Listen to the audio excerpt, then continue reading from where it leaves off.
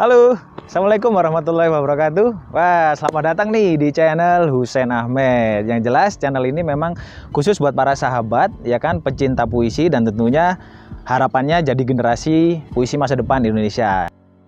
Nah, jadi kebetulan hari ini, ya kan, hari ini saya sama keluarga kecil sih, saya, istri sama anak lah ya. Itu kebetulan lagi jalan ke Bromo. Jadi lagi mantau, bukan mantau sih lah ya, kayak petugas aja mantau. Jadi lagi jalan-jalan ke Bromo sebentar sambil lihat kondisi kalau di Bromo tuh sebenarnya checkpoint ada apa enggak sih gitu.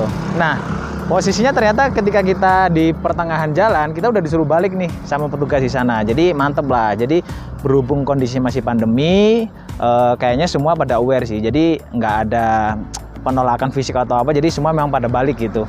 Karena memang posisinya ya kita sadar bahwa memang sementara selama pandemi ini berlangsung atau ada, ya kita ya karena Bromo tutup, ya maka kita nggak akan ke sana gitu. Nah, karena ditutup, ini kita balik nih ceritanya. Nah, pas balik, ternyata kita nemuin view yang oke gitu kan. Memang kita nggak kesampaian sih sampai di gunung, tapi ternyata view di sini tuh cukup bagus gitu.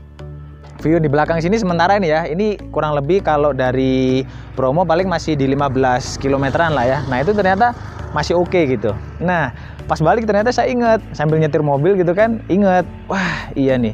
Tapi nggak tahu nih, sahabat puisi yang di rumah pada inget apa enggak. Kalau saya kasih satu nama, kira-kira pada tahu nggak? Jadi saya punya nama nih, Sapardi Djoko. Pada tahu nggak?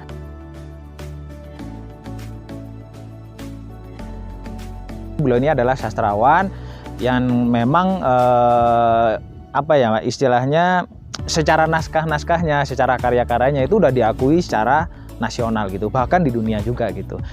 Karyanya sederhana tapi cukup mengena gitu, baik dari sisi makna, terus secara apa namanya, secara package puisinya, karyanya itu bener-bener sangat mudah untuk dinikmati, tapi nggak hanya sekedar dinikmati, tapi memang benar-benar harus dihayati. Karena dari bahasanya aja sebenarnya sederhana, tapi karena saking sederhananya, itu maknanya cukup banyak gitu. Itu. Jadi yang belum kenal memang sedikit biografinya. Eyang ini itu adalah kelahiran dari Surakarta. Jadi beliau itu kelahiran di Surakarta tahun 1940. Jadi sekarang let's say di 2020 beliau umur 80 tahun gitu. Tapi saat ini, sampai dengan saat ini beliau masih aktif gitu di dunia persastraan. Jadi masih aktif untuk mencintai sastra Indonesia. Nah, ada satu karyanya beliau itu yang benar-benar sampai sekarang itu jadi booster saya lah, penyemangat saya, dan saya yakin itu bukan hanya saya sih, pasti pecinta puisi udah banyak yang tahu. Nah, bagi yang belum tahu, ada satu karya itu yang cukup menarik ya.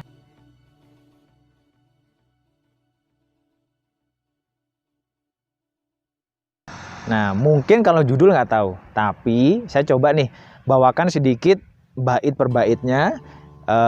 Harapannya sih yang awalnya nggak tahu jadi tahu dan jadi suka dengan apa namanya sama puisi, dan yang tahu jadi memori teman-teman semuanya untuk ya inget-inget masa lalu atau seperti apalah. Yang penting puisi ini cukup istilahnya cukup inspiratif, penuh mewakili ketabahan semua orang, dan kondisinya saya yakin sih dengan yang saat ini itu pasti sangat istilahnya sangat pas lah gitu, tabah dan sabar untuk menghadapi kondisi yang saat ini gitu. Oke, coba aku praktekin ya.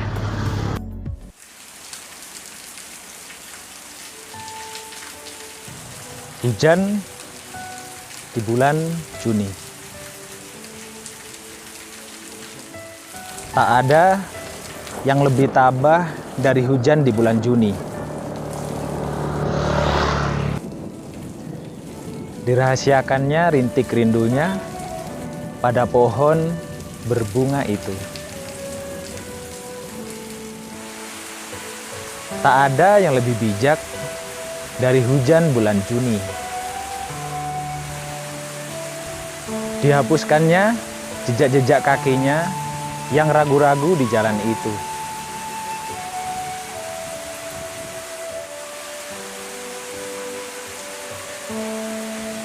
Tak ada yang lebih arif dari hujan bulan Juni.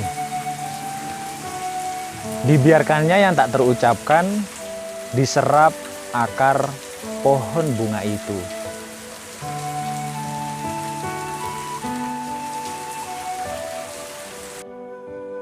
Nah, itu sedikit aja ya beberapa bait yang sudah saya sampaikan ke teman-teman semuanya atau sahabat-sahabat semuanya lah ya. Jadi yang ingat atau yang pernah tahu, nah pasti termemori itu. Nah, tapi yang belum tahu, semoga saja dengan bahasa atau bait-bait yang sederhana tadi itu bisa menjadikan semangat untuk semua sahabat-sahabat bisa lebih menikmati apa yang namanya puisi. Jadi puisi itu sebenarnya bukan hal yang lebay, bukan hal yang memang jadul gitu kan. Tapi puisi ini benar-benar memang cukup ketika kita cermati bareng, ketika kita cermati benar-benar itu dan kita hayati gitu ya, itu memang bisa sedikit ya bukan sedikit, malah bisa jadi banyak memberikan semangat buat kita untuk kita bisa lebih semangat lagi dalam menjalani apa yang kita jalani saat ini. Jadi, nah, harapannya tadi kenapa saya bawakan satu naskah atau satu karya dari Eyang Sapardi, sorry.